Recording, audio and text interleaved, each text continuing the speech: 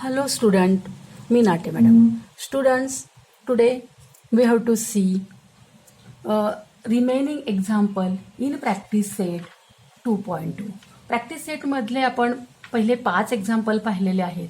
6 आणि 7 तुम्ही करायचं आहे. मी 8व्यापासून एक्झाम्पल घेते. Okay, let us see the 8th example. 8वं एक्झाम्पल आपण पाहूया. बघा, आता 8व्या एक्झाम्पलमध्ये आपल्याला रूटचे एक्झाम्पल दिले. तर रूटचं एक्झाम्पल पण काही अवघड नसतं, सोपंच असतं. फक्त नीट आपण आपल्या रूलप्रमाणे करत गेलं ना की एक्झाम्पल सोपं असतं. तर ठीक आहे, बघूया आपण काय आहे ते.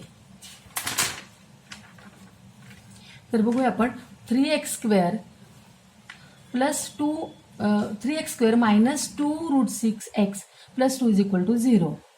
आता इथे आपल्याला मल्टिप्लिकेशन किती पाहिजे, तर फर्स्ट टर्म आहे 3 आणि थर्ड टर्म आहे 2, म्हणजे 3 × 2 6 मल्टिप्लिकेशन पाहिजे. आणि आपल्याला ॲडिशन किती पाहिजे, ॲडिशन का, तर third term positive, third term positive आहे म्हणून ॲडिशन. ती मिडल टर्म किती आहे, 2√6. 2√6 आपल्याला काय पाहिजे, ॲडिशन पाहिजे. आता बघा, 6 गुणाकार 6 हे 6 हे मल्टिप्लिकेशन 6 × 6 आणि बघा 6 मल्टिप्लिकेशन कुणाचं येतं, 1 × 6, नंतर 6 मल्टिप्लिकेशन येतं 2 × 3. पण आपल्याला ॲडिशन पाहिजे आहे 2√6. मग त्यामुळे ह्यातून 2 आणि 3 5 होतात, 1 आणि 6 7 होतात. त्यामुळे हे आपल्याला चालेल का, नाही चालणार ही पेअर, कारण आपल्याला ॲडिशन पाहिजे 2√6. मग 6चं आता हे काय आहे, इरॅशनल नंबर आहे. तर 6ची आणखीन एक आपण इरॅशनल नंबरमध्ये फोड करू शकतो फॅक्टर. तर 6 म्हणजे तुम्हाला सगळ्यांना माहिती आहे, तुम्ही 9वीत पण शिकलेला. 6 = √6 × √6. म्हणजे 6 म्हणजे काय, √6 × √6. आणि ह्या दोघांची बेरीज काय होईल बघा, √6 ॲडिशन काय होईल, √6 + √6 ॲडिशन होईल 2√6. ॲडिशन काय होईल 2√6. बघा, म्हणजे 6 मल्टिप्लिकेशन कुणाचं आहे, √6 × √6चं. आणि √6 प्लस यांचं ॲडिशन काय दोघांचं, तर 2√6. आणि आपल्याला हेच हवं आहे. आपल्याला काय पाहिजे आहे की मल्टिप्लिकेशन 6 आणि ॲडिशन 2√6. मग ते 2 नंबर कोणते, तर √6 आणि √6 हे 2 नंबर आहेत. आता √6 आणि √6 दोघांना नंबर साईन कोणती द्यायची, मिडल टर्मची साईन आहे मायनस, त्यामुळे मायनस साईन दिली. आणि इथे हे 2 नंबर आपल्याला आपण शोधलेत. आता इथे 3 आपण कोइफिशियंट स्क्वेअर टर्मचा हा 1 नाहीये, त्यामुळे आपण हे डायरेक्ट लिहू शकत नाही. तर आपण काय करणार आहोत, तर 2√6ला स्प्लिट करायचं, फोडायचं. तर कसं फोडायचं, तर -2√6 मीन्स -√6x -√6x असं फोडायचं. मग 3x² ॲज इट इज लिहायचं आणि -2√6x ऐवजी लिहायचं -√6x -√6x plus 2 as it is = 0. आता इथे आपल्याला हे जे आहे याच्यामध्ये ग्रुप करायचा. आता हा ग्रुप जो आहे तो ग्रुप काय येईल, तर 3, इथे तुम्हाला जरा मोठ्या अक्षरात लिहून दाखवते म्हणजे तुम्हाला नीट समजेल. बघा काय आहे आपलं, √3 नाही 3x² minus √6x minus √6x आणि प्लस 2 = 0. बघा, आता इथे हा एक ग्रुप झाला, हा पहिला ग्रुप झाला. कुठला ग्रुप झाला, हा एक पहिला ग्रुप झाला आणि हा दुसरा ग्रुप झाला. आता कॉमन काय बघा, आता 3x² आणि मायनस √6x ह्याच्यामध्ये काय कॉमन दिसते. आता तुम्हाला माहिती आहे हा √6 आहे म्हटल्यावर आपण हे रूटमध्ये उदाहरण आणू. आता 3 म्हणजे काय, तर 3 म्हणजे 3 = √3 × √3. हे झाले 3चे फॅक्टर. आणि √6चे फॅक्टर काय आहेत, √6चे फॅक्टर आहेत √3 × √2. म्हणजे जर तुम्ही 3चे फॅक्टर पाहिले √3 × √3 आणि √6चे फॅक्टर पाहिले तर √3 × √3 √2. आता जर आपण पाहिलं ह्या दोघांमध्ये कोणता कॉमन फॅक्टर आहे, तर हा कॉमन फॅक्टर आहे √3. तर हा कॉमन फॅक्टर आपण यातनं काय करू शकतो, बाहेर काढू शकतो. शिवाय इथे एक्स पण कॉमन फॅक्टर, इथे x² इथे एक्स, म्हणजे हा कॉमन फॅक्टर इथं एक्स आहे. म्हणजे यामध्ये आणि यामध्ये कोण कॉमन आहे, तर √3x कॉमन आहे. म्हणजेच आपण आता ब्रॅकेटमध्ये आतमध्ये लिहिताना बाहेर कोण काढणार आहे, यातला √3 आणि यातला √3 आपण बाहेर काढणार आहे, √3 आणि हा एक्स. ओके, आता इथे काय राहिलं शिल्लक, 3चे फॅक्टर आहेत √3, एक √3 बाहेर आला, मग एक √3 मात्र आतमध्ये राहील. त्याचप्रमाणे x² एक एक्स बाहेर आला, आतमध्ये राहील एक्स मायनस. आता √6चे फॅक्टर कोणते आहेत, √3 × √2. तर एक √3, तो √3 तर आपण बाहेर आणला, आतमध्ये काय राहील, √2, म्हणजे इथे राहील √2. हा एक्स तर बाहेर आणलेला आहे. आता तुमच्या लक्षात आलं असेल की 3x² मायनस √6x याचे फॅक्टर कसे पाडले, तर √3x in bracket √3x minus √2 अशा पद्धतीने फॅक्टर पाडले. आता आपण इथे पण तसेच फॅक्टर पाडूया. आता √6x आणि √6x प्लस 2 चे फॅक्टर बघा. आता √6चे फॅक्टर तर तुम्हाला माहिती आहे, √3 आणि √2. तसे 2चे फॅक्टर काय, तर 2चे फॅक्टर आहेत √2 × √2. आता ह्या दोघांमध्ये कोणता कॉमन फॅक्टर दिसतोय, √6 आणि 2 मध्ये, तर √6चे हे 2 फॅक्टर आहेत, 2चे हे 2 फॅक्टर आहेत. काय कॉमन दिसतंय तुम्हाला, तर याच्यात हे कॉमन दिसते आपल्याला √2. याच्यामध्ये पण √2 फॅक्टर आहे, याचा पण √2 फॅक्टर आहे. तर हा कॉमन फॅक्टर आपण यातनं काय करू शकतो, दोघांमधनं बाहेर आणू शकतो. एक्सचं काही कॉमन नाही, मग आपण याच्यातनं समजा आपण √2 बाहेर आणला, मायनस √2. आता मायनस साईन जेव्हा आपण बाहेर आणतो ना, तेव्हा आतमधलं साईन चेंज करायचं. तर हे मायनसचं इथे प्लस होईल. आता √6 मधनं कोण बाहेर आणला तुम्ही, √2 बाहेर आणला तर काय राहील, इथे √3 राहील. इथे काय राहील, √3 आणि एक्स पण राहील, कारण एक्स काय आपण बाहेर आणलेला नाही, आणि मायनस साईन बाहेर आणलेलं आहे. आता हे मायनस साईन बाहेर आणलं तर हे प्लसचं काय होईल, मग प्लसचं मायनस येईल.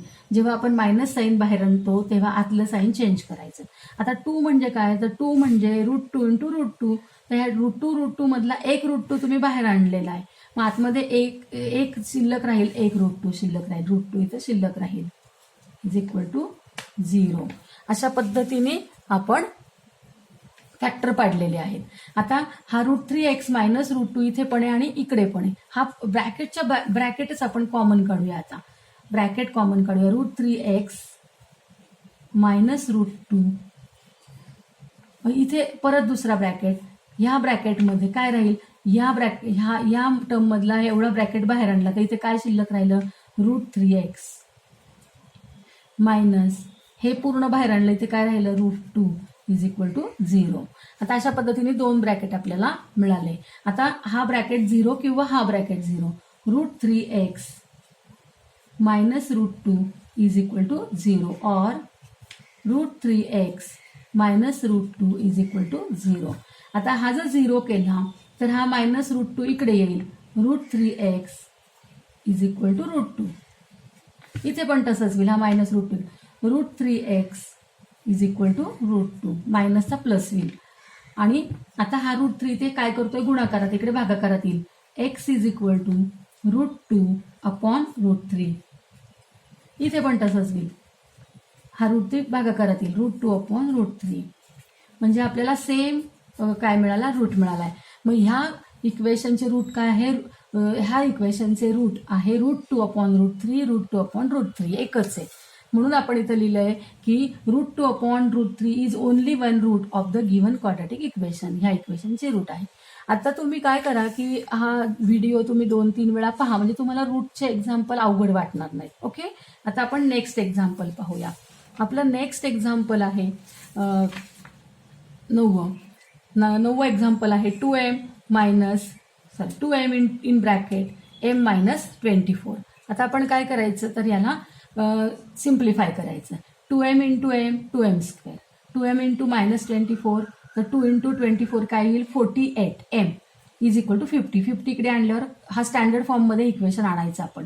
तर इथे आलं 2m² मायनस 48m, हा 50 इकडे आल्यावर मायनस झाला, -50 = 0. आता हे इथे बघा तुम्ही, हे इक्वेशन जे आहे, हे इक्वेशन आपण इथे तुम्हाला कॉमन दिसतोय 2, इथे 2 हा 2 भागू शकतो. 48ला पण 2 भागू शकतो, 50ला पण 2 भागू शकतो. आणि मग आपण ह्या पूर्ण इक्वेशनला जर 2 भागलं, आपण डिव्हाइड केलं, तर इथे will dividing 2 by both side, इथे येईल एम स्क्वेअर मायनस 48ला 2 भागलं तर इथे येईल 24m आणि 50ला 2 भागलं तर इथे येईल -25 इज इक्वल टू 0. आता हे इक्वेशन इझी इक्वेशन झालं आणि इझी. मग याचे आपण फॅक्टर पाडू. आता बघा इथे एक्झाम्पल मी केलेलं आहे. इथे 2m² - 48m - 50 is equal to 0. ह्याला 2 भागलं नाही तरी पण उत्तर तेच येणार आहे, पण इथे स्टेप्स वाढतात. आणि म्हणून लक्षात ठेवा, हे पण उदाहरण बरोबरच आहे. हे मुद्दाम मी तुमच्यासाठी करून ठेवलंय की आपण जर 2 नाही भागलं तरी चालेल, पण स्टेप्स वाढतात, उदाहरण सोपं होत नाही. आणि म्हणून आपण इथे भागायचं. नेहमी लक्षात ठेवा, क्वाड्रॅटिक इक्वेशन आपल्याला मिळाल्यानंतर त्या क्वाड्रॅटिक इक्वेशनमध्ये प्रत्येक टर्ममध्ये जर एक नंबर कॉमन असेल, प्रत्येक म्हणजे तिन्ही टर्ममध्ये जर एक नंबर कॉमन असेल तर त्या नंबरनी भागून टाकायचं. म्हणजे ते इक्वेशन छोटंच होतं, रिड्यूस होतं आणि मग ते सोपं होतं, इझी होतं.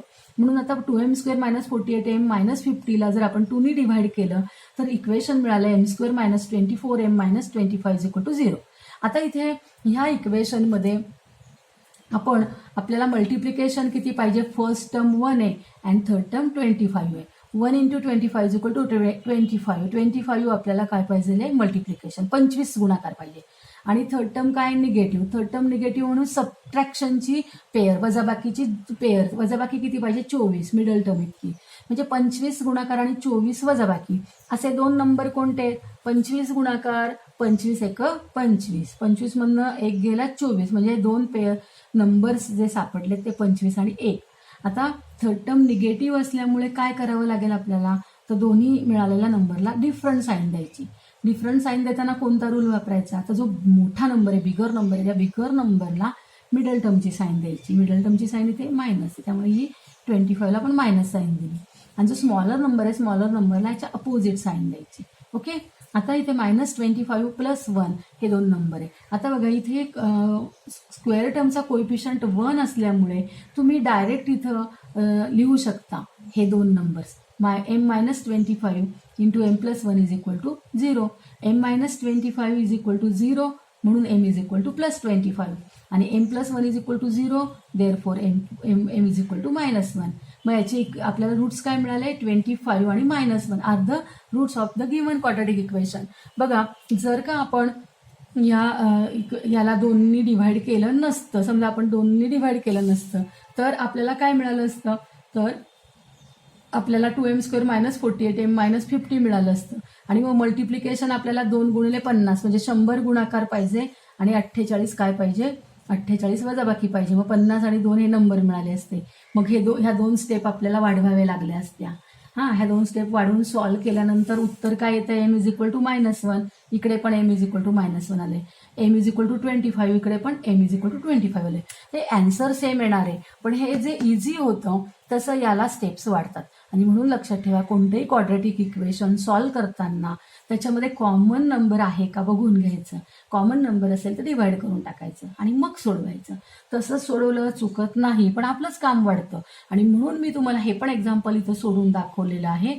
हे एक्झाम्पल सोडवण्याच्या ऐवजी हेच सोडवायचं, प्रॅक्टिस करायची. ओके. आता आपण बघूया इथे 10, 11 आणि 12 हे जे 3 एक्झाम्पल आपल्याला दिलेत, ते त्या 3 एक्झाम्पलमध्ये आपल्याला क्वाड्रॅटिक इक्वेशनच्या ज्या 3 टर्म्स असतात त्या 3 टर्म्सपैकी आपल्याला 2-2 टर्म्सच फक्त दिलेल्या आहेत. बघा, म्हणजे क्वाड्रॅटिक इक्वेशन म्हणजे काय? तर तिथं स्क्वेअर टर्म असणं गरजेचं असतं. स्क्वेअर टर्म असली तर ते क्वाड्रॅटिक इक्वेशन असतं, आणि जर स्क्वेअर टर्म नसेल तर ते क्वाड्रॅटिक इक्वेशन असत नाही. तर बघा, आपलं क्वाड्रॅटिक इक्वेशन असं असतं: ax² + bx + c is equal to 0. हे आहे क्वाड्रॅटिक इक्वेशन. आता समजा एखाद्या इक्वेशनमध्ये ही टर्म नसेल, ax² + c is equal to 0, हे पण क्वाड्रॅटिक इक्वेशन असतं, कारण तिथं b ची व्हॅल्यू 0 असते. आता समजा काही इक्वेशनमध्ये ही टर्म नसेल c ची, तर ax² + bx हे सुद्धा क्वाड्रॅटिक इक्वेशन आहे.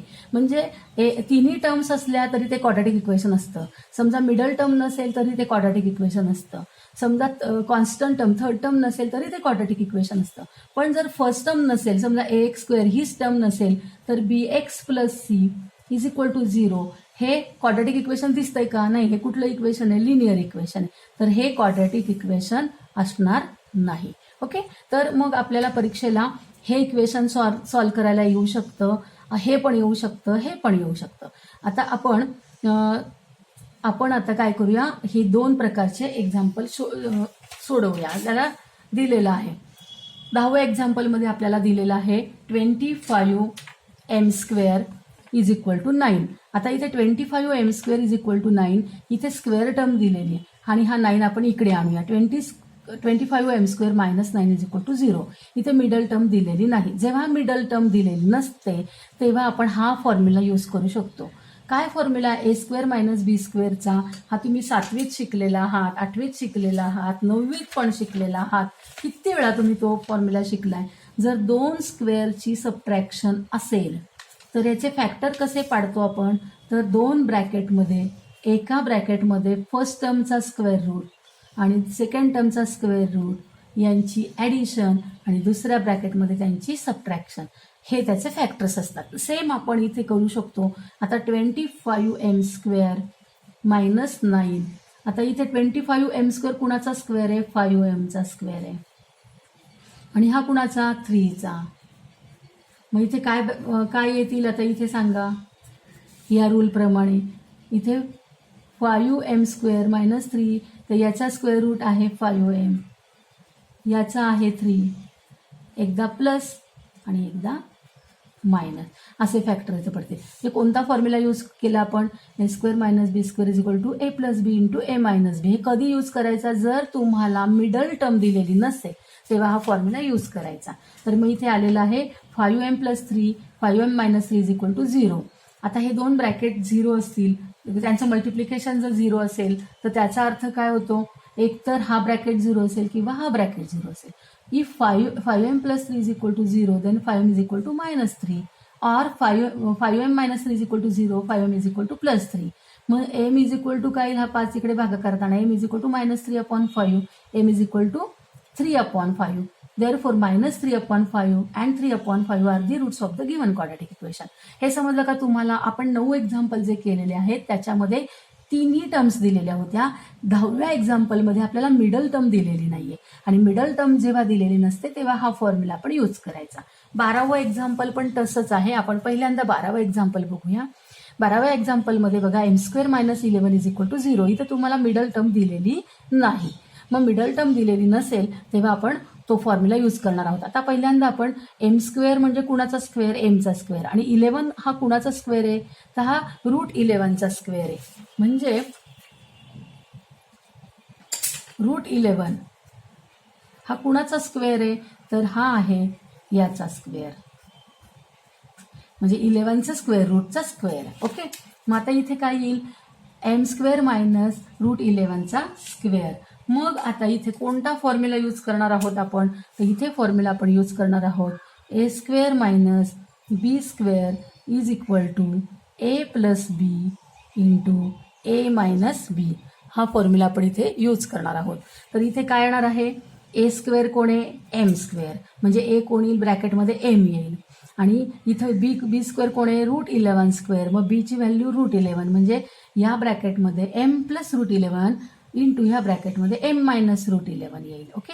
मग आता हा ब्रॅकेट 0 असेल किंवा हा ब्रॅकेट 0 असेल. m + √11 इज इक्वल टू 0 और m - √11 is equal to 0. Therefore हा इकडे आला तर मायनस झाला. m इज इक्वल टू -√11 आणि इकडे m is equal to +√11. Therefore -√11 and +√11 are the given roots of given equation. Okay. आता आपण 11वं एक्झाम्पल पाहूया. 11व्या एक्झाम्पलमध्ये आपल्याला काय दिलेलं आहे? 7m² is equal to 21m. 21m इकडे आणला.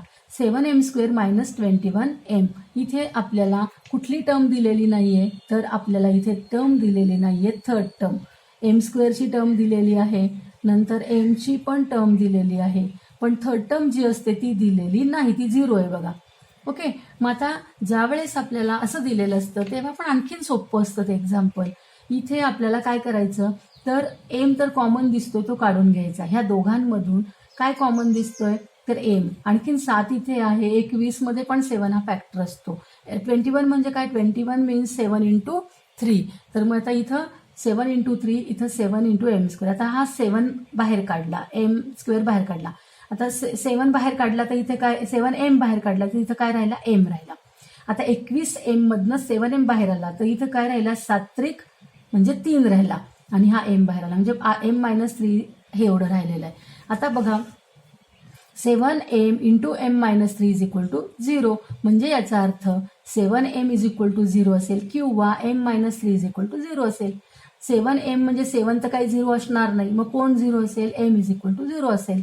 ऑर हा 3 इकडे आणला, एम इज इक्वल टू 3. एमची व्हॅल्यू एक तर 0 असेल किंवा 3 असेल. Therefore 0 and 3 are the roots of the given quadratic equation. लक्षात ठेवा, जर आपल्याला फर्स्ट टर्म आणि थर्ड टर्म दिलेली असेल, मिडल टर्म दिलेली नसेल, तर हा फॉर्म्युला यूज करा. फर्स्ट टर्म आणि थर्ड टर्म दिली असेल, मिडल टर्म दिलेली नसेल, तर ए स्क्वेअर मायनस बी स्क्वेअरचा फॉर्म्युला यूज करा. आणि जर समजा तुम्हाला first term and second term दिलेली असेल आणि थर्ड टर्म दिलेली नसेल, तर त्याच्यातून व्हेरिएबल कॉमन काढून मग आपण त्यातला एक व्हेरिएबल जो असतो त्याचं एक रूट 0 येतच, म्हणजे एक व्हॅल्यू त्याची 0 येते आणि दुसरी आपण कॅल्क्युलेट करून काढू शकतो. अशा पद्धतीने आपण एक्झरसाइज प्रॅक्टिस सेट 2.2 कंप्लीट केलेला आहे. तर तुम्हाला फॅक्टरायझेशन मेथड आणि 2 फॉर्म्युले समजले का? तुम्हाला आजचं लेक्चर तुम्हाला आवडलं का, समजलं का? जर आवडलं असेल तर लाईक करा आणि जर अजूनपर्यंत तुम्ही सबस्क्राईब केलेलं नसेल तर जरूर सबस्क्राईब करा. थँक्यू.